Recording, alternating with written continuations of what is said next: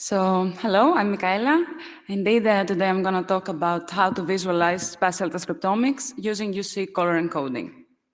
So I will start from the very boring things, so the story behind U-CIE. It's very interesting for me, but I developed this tool 2 years ago when I started my PhD for a very different reason, very far from spatial transcriptomics. So basically, the idea, what we were trying to answer back then was how can we visualize high-dimensional data on top of a network? We had this expression profile of genes across cells coming from single-cell RNA-seq data, and we wanted to visualize on top of a network. Specifically, we are also a team, my group is maintaining also string database, and we took the physical interaction network from string database. So the idea was, how can we put this high-dimensional expression profile of each gene on top of this network? Our solution to that was that we should translate it into colors. So we thought that to translate to colors, the first thing is that you need to understand how human brains actually perceive colors. We perceive colors in 3 dimensions. First thing you have to do then is to reduce dimensionality from the high-dimensional data to 3 dimensions. For that, we used UMAP. We can argue all day long if it's good enough or not, but that's what we used. And basically, UMAP partially preserves distances, local and global, between the points. So basically, seeing this cloud here, what you have is that the genes that they are very close to each other, probably they have similar expression profile across cells, and genes that they are far from each other, they have slightly relevantly different expression profile across cells. So the next step was to find a color scheme that these meaningful distances that we have preserved now in this cloud can be represented with the colors. So a color scheme that basically can show us similarities and differences. That was not an easy task. The most common ones is probably RGB color space, but we came up with the idea of using CLAB color space. So here you see how it looks, this color space, and basically it's a mathematical model that tries to mimic how human brain understands colors. In this space, the points close to each other basically represent how human brain understands differences between colors. So colors close to each other are more similar, and colors further from each other are dissimilar. You can see that if we're here, if we're looking at the space, close, like you can see blue, it's quite further from red, while red to pink is way closer. So here I love saying that this fun fact, that 100 years before this mathematical model was described, Van Gogh was already using it. So here you see these very famous oil paintings from Van Gogh, the Night Cafe and the Starry Night. And for those that you are not colorblind, I mean, Van Gogh didn't bother back then. As you can notice probably that he uses very complementary colors. On the left side, he uses, no, on the right side, right? Whatever. On the Night Cafe, he uses green and red, and on the Starry Night, he uses blue and yellow colors. And at the same time, he doesn't use straight lines, he uses something more curvy. And that's because he understood that that's how human brain understands contrast and depth, and he wanted to add that in his paintings. So us, like the new Van Goghs, kind of, we decided that that's what we have to use. And now we have the cloud that I described before, coming from the UMAP, from the single-cell data, and it's an optimization problem. We have to fit this cloud in this polygon. It's as hard as it seems, but okay, we decided we're not going to do an amazing job. We have to do it as good as it gets. So we have some rules. First rule is we can translate the cloud in 3 dimensions. It can be shifted basically up, down, right, left. We can rotate it in 3 dimensions, but we can only scale it uniformly. Because as I said, the reason we created this cloud in the first place with UMAP is to preserve distances between the points. So it doesn't make sense now to actually start stretching it around. So only one scaling factor. If you actually do that, you will end up for each point to fit somehow in this polygon, and therefore to have an actual color assigned to the point. And it would look like that. Where what you see is that now we have like redundant information. Basically, its position shows that these points are close to each other because of expression, but also the color demonstrates the same. That's why points close to each other have similar colors. Now, you can take this color scheme, these colors for each point, and then apply it on something else, on a different type of information, and actually visualize two things at the same time, kind of integration of data. To show what we did in the end, kind of with this, the network that I told you before, here I'm using Cytoscape and StringCap specifically to actually visualize the network. And you can see, I mean, it's kind of far, but you can see that now the colors are not very close to each other because the coordinates of the network are already coming from the information of which proteins bind to each other. So what you can see here is that maybe it's kind of obvious that there are some hubs that they have dark green color. And if you go to our paper to see also more details, you will notice that these green things, they have similar expression profile because they are housekeeping genes. Follow the paper for more. We have analyzed the network, and we have some other very interesting observations and other examples that they showcase how generalizable this model is, this tool. End of the boring stuff. You came here probably, whoever attends this, for spatial transcriptomics, so I will show now kind of what was the idea and how we repurposed this tool on the spatial transcriptomics. So there is a new technology out there. I'm not allowed to talk a lot about it. Also, it's experimental, so it's not about us and what we're doing. The only thing is that it is amazing, and we're closer to capturing single. Now I don't see anything great. That's good. Less stressful things. So this new technology allows us to actually capture in the dots in the spots of the spatial transcriptomics. We are way closer to single cells. Of course, we're not there yet, but we're closer. So these collaborators, they came to us very happy, allowing us to do our stuff and decide to allow us to analyze the data.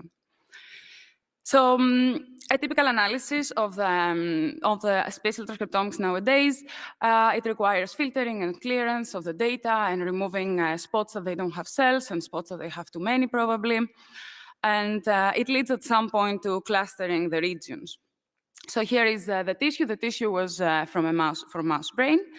And here is a typical analysis where it leads to a latent clustering, and we have annotated the clusters using the Allen Brain Atlas, the reference atlas. So here you can see the annotation, and I'm not an expert on the brains and on the mouse brain, not yet. But what I've done is to actually highlight the cortex layers. So here you see the layers based on the annotation, and I put the numbers here. And of course, they are distinct layers based on the anatomy of the mouse brain, but at the same time, with these colors, the distinct colors, we cannot say anything about their expression profile. We actually know that they are close to each other, but are they very different in terms of expression? Are they very similar? Have no idea. So that's where it comes the idea of using continuous data, continuous colors. And here is the updated version of our tool, U-CIE in space, where the idea again comes to taking now the spatial transcriptomics, not single-cell data, reducing dimensionality and using UMAP in this case, creating this cloud, and then this cloud has to be fit in the color space of CLab, creating a color scheme, a continuous color scheme based on the expression profile on the spatial transcriptomics. That's how it looks. We can admit, all of us, that it's very pretty, prettier than before, and but it's also meaningful. What you can see here is that I actually put also the numbers of the layers on the cortex, and if you have come also already on my poster yesterday, but anyway, I can share the slides. You can see that they're still distinct, the layers. You can still see the anatomical regions, but they are not so far in terms of color, which is kind of expected. As I said, disclaimer, I'm not an expert, but the cortex layer, they shouldn't be so far in expression profiles between each other. And of course, there are quite some differences because they have different functionalities as layers, but still not so far. And there are a lot of interesting stuff around here, of course, and a lot of colors and a lot of regions that they should be explored. And apart from having a very nice color scheme, we started asking more questions. Like, that's pretty, that's a figure itself, probably. But can we say anything about cell type composition? What is it that is driving this expression profile? Like, okay, we have these regions that they are similar or not, or dissimilar, but can we say something about which cell types are there? And if we can, it would be great. To answer this question, we went back to the Allen Brain Atlas. That's because it has the mouse brain, and it actually offers a single-cell data set on the mouse brain, and it has they have annotated manually the cells. So basically, we have the data set, the initial data set, and if you actually run, like you do the analysis of the data set of the single cells from Allen Brain Atlas, and end up with a UMAP, it would look like that. Here you see the UMAP directly from Allen Brain Atlas, and I have the annotation on the class level, on which cell belongs to which class. They look very pretty, quite separate. That's great. But how can we use that? So instead of doing directly this step, what we did is that we decided to take the expression profile from single cells from the Allen Brain Atlas and compare it to the spatial transcriptomics profile. So instead of creating a new cloud, we fit the expression profile from the spatial transcriptomics into the cloud that we used the Allen Brain Atlas profile, and we fit it in the cloud coming from the spatial transcriptomics. So essentially what we did is that now we're comparing the expression of each cell across the genes with the expression of each spot across in the spatial transcriptomics. In this cloud now, in the new cloud that's coming from the single cell Allen Brain Atlas, each cell has taken a position that is showing similarity to the spot, to the expression profile of each spot from the spatial transcriptomics. So we have a new UMAP coordinates, and that's how it would look. It's less clear, but right now it maps kind of one-to-one. Essentially, we have this UMAP here. The only difference that I have is that I added the subclass information, which is more informative, but it's the same, what I said before, new UMAP coordinates based on the spatial transcriptomics, but of single cells. And the last thing to do, of course, is to assign the colors, because as I said, U-CIE inherently takes the 3D and translates them into colors. So since the 3D cloud now is the same, I have a color for each cell. And that's how it looks. Of course, I'm sorry for the overlapping labels, but if you rotate it, because it's 3D, as I said, it should be more visible. So each cell now has a color, and the color scheme is coming from the spatial transcriptomics, from the spatial transcriptomic expression, and the label is coming directly from the reference atlas. So in other words, this is a map from the mouse brain, a color map, that you can actually have a color for its cell type or its cell. So that's how they would look next to each other, and then it's upon translation. Of course, it's very easy and a rough analysis or a rough observation to say that this blue region on the brain probably is more populated by astrocytes, while the greenish region on the brain is more probably populated by oligodendrocytes. Still is as good as it gets. It's a visualization way to understand your data, but we were not very happy. We wanted a bit further to go, and we wanted to make sure that, okay, we get as much as we can from these images. So we created a script where we actually give a pixel to the script from one of the two images, whatever you like. And it takes only the color, only the hue, not the brightness at all. How bright it is, the color, it doesn't matter, but it takes how the color looks like. And with the distance before and after, like colors that they are very similar to each other. And basically, it gives me the pixels, the rest of the pixels, that they are very similar in both images. Seeing that, not too many news here. You see that if I take kind of this color of the bluish color, it will end up with the astrocytes. Of course, this is a manual analysis, and some users could be less strict on how close the colors can be to each other. But I was quite strict, so I wanted kind of the bluish. But if you observe a bit on the brain, on the bottom, you will see some regions that we couldn't probably see with the whole color scheme on top. And no surprise either here, oligodendrocytes, okay, the greenish areas are probably from there. But what I found very interesting was actually the purple region. Because if you could see before, if you remember, there's no purple region on the UMAP. But of course, when you analyze the colors, that means that this region most probably is populated by excitatory neurons and astrocytes, which also blue and red makes it purple. So that was exciting. And that was kind of the analysis that we have done up to now. U-CIE is available as a web resource.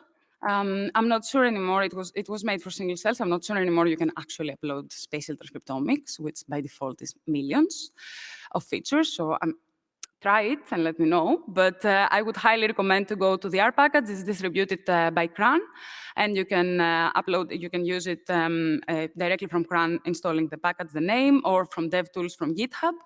What it does is that it takes a three-dimensional matrix. So users have to use their own favorite dimensionality reduction method and translates it into colors. That's one option. And the other option is to also give you the parameters of the optimization, basically the rotation, translation, and the scaling parameter. And that means that you can actually add new points or use it on another cloud, as I did, basically taking this from the Spatial Transcriptomics and applying the same color scheme on the single cells. And that kind of integrates the data. I don't want to use the term, but kind of you can combine the data and study them together.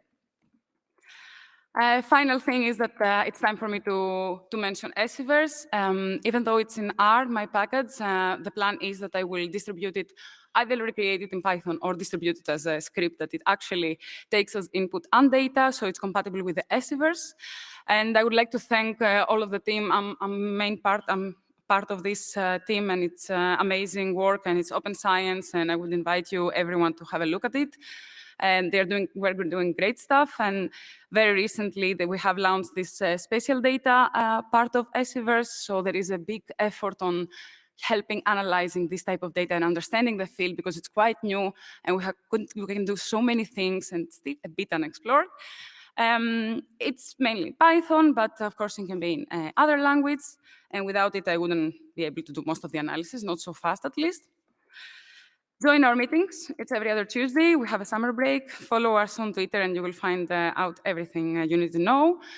So yeah, and very soon it will be distributed, the code, also through Esiverse for this analysis, in case you want to reproduce the same pipeline. Finally, this is my lab. We're located in Copenhagen. Lars Juhl Jensen is my PI, and he's amazing, and he has helped a lot with the idea and the implementation. I would like to really thank him. Also, Scooter, he was part of the implementation of U-CIE, of the initial idea of U-CIE, and Rada and Jeremy are amazing collaborators that they gave us the time and the effort to actually analyze the data as we would like, and they are very happy with the results, I hope. And all of you for your attention, thank you.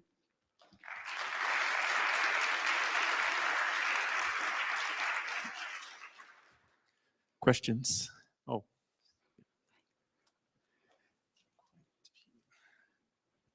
This is an easy question. So I know you've applied this to mouse brains so far. There is nowadays at least a few spatial transcriptomics for bacteria, which would be really interesting to see this on. Hey, have you thought about applying it there? I mean, it seems like I can just go to the GitHub and maybe do it myself too. Yeah, that would be great. Honestly, I'm a human team. Unfortunately, I love seeing work that they are outside human, but I don't see why not. I mean, spatial transcriptomics is the main goal. Cool. So I would love to talk further for that, and thank you for asking. Yeah, sounds good. All of this was very lovely. Thank you so much. It's nice to see an aesthetic experience being incorporated into modern transcriptomics. With that being said, I was wondering if there was a particular way that you could expand upon this, because there are libraries available in R that offer a three-dimensional manipulative view where a user can rotate in real time to have that level of dimension. But to overlay the color scheme that you have on top of that to even create a fourth dimension of information, has that been something that you and your team have considered? So I'm sorry, I'm not sure if I get it. The fourth dimension would be what? Like rotating, you said, because... So just to answer the first part, at least what I understood. So online, we have that. Indeed, you're right, it's 3D, and it makes more sense since the colors are 3D. You can go online and rotate, and actually, part of the features that we thought is to actually be able to see it and select exactly what you want, the region. And you can play with parameters. That was also implementation for being colorblind as much as we can. And you can drag it, where you kind of like. But the fourth dimension, I didn't get it. As an element of pseudo-time, perhaps, based upon this color scheme. Yeah, that would be great. No, we haven't thought of implementing it, no, but you're right. Okay, thank you so much. Thank you.